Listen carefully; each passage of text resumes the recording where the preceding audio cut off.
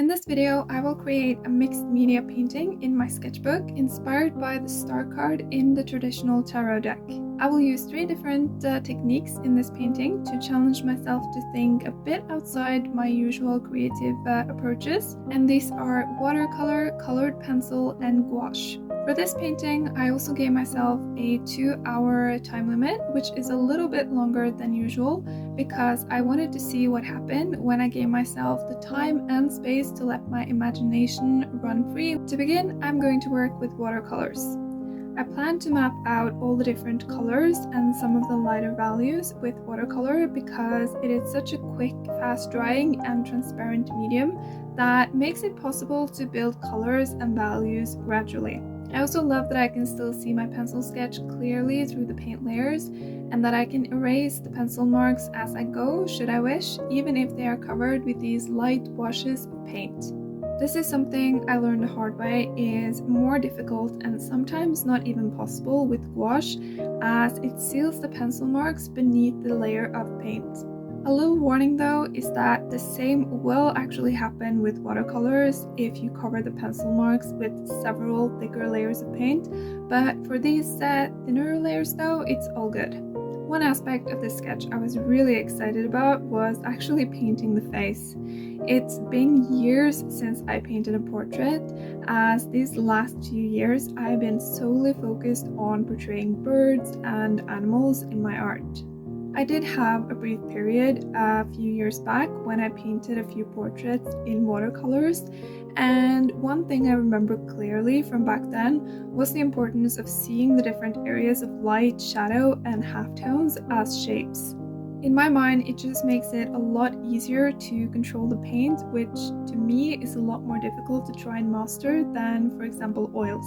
For this project, however, I knew I would work on top of the watercolors with colored pencils as a second stage. So in this first stage, I'm not too concerned with the perfection of finishing touches, but more the general sense of light and shadow. The hair I wanted to come across as quite painterly and fluid, so I had a lot of fun painting wet in wet with different shades of yellow and brown. And what is magical with watercolor is that when you paint wet in wet, you might have an idea, but you never really know what it's going to look like before the paint has dried. The whole time I was painting the hair, I was actually wondering how abstract and simplified I should leave it. I knew I wanted parts of the image to be more resolved and others to act more as a support, so not overworking certain areas was something I was trying to take into consideration from the start. One effect I've always loved in paintings is when there is a gradation of color or temperature, so this was something I wanted to include.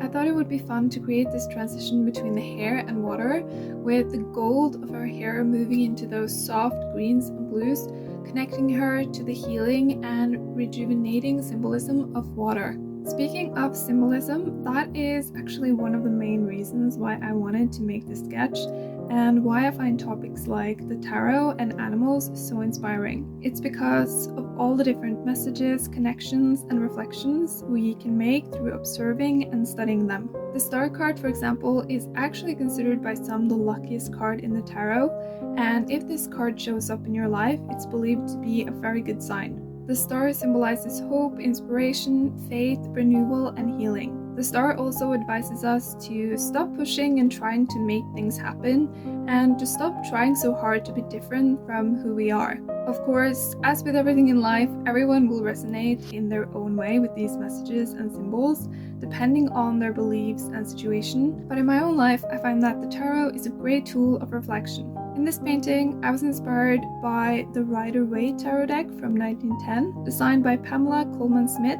following A.E. Waite's instructions. The original start card from this deck has some elements that I wanted to include, but I also wanted to add some symbols of my own and make some clear differences. For example, both images include an 8-pointed star, 2 goblets of water, greenery, and a bird, but I chose to focus more on the portrait and individual elements instead of creating a traditional scene. I also included a white dove and some candles to highlight the significance of hope and faith.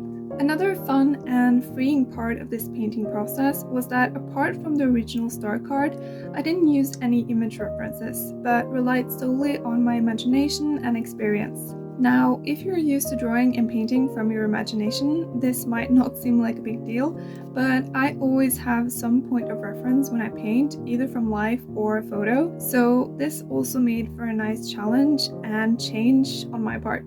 It also felt particularly freeing and is definitely something I'll do again soon. Okay, so after I painted with watercolors for about an hour, I waited another hour before I moved on to the second half of the sketch to make sure the page was completely dry before I started to work on the painting with my colored pencils. I have to say that I was surprised to realize that this was the first time I drew with colored pencils on top of watercolor probably ever in my life. The more I drew and worked with the pencils on top of the underlying paint, the more I enjoyed it and the effect that it created.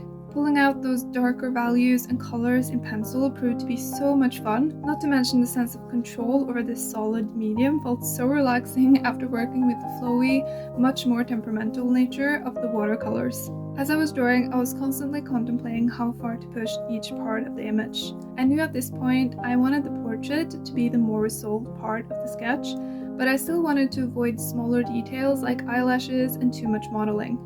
Instead, I tried to focus on the planes and shapes of the face. I wanted to avoid using any pure black in this sketch as well, so for the darkest areas in the face, I used a deep purplish brown pencil because I feel that color has a lot more life and depth than pure black. With this, I'm just pulling out some accents of darker value where they naturally appear on the face, like the nostrils, the corners of the mouth, and of course the eyes.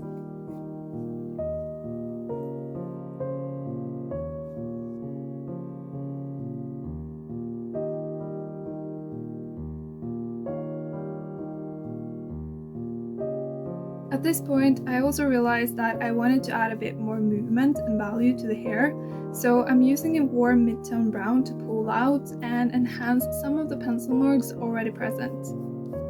In the lower parts of the hair leading into the water, I'm using a purple pencil to connect the golden hair with the blue. On top of the blue watercolor paint, I'm adding some accents of a greenish blue pencil to make the water look more vibrant, underlying the symbolism of renewal. For the flowers, I'm also adding some more vibrant colors like bright pink and orange to make them glow and pop a little bit more.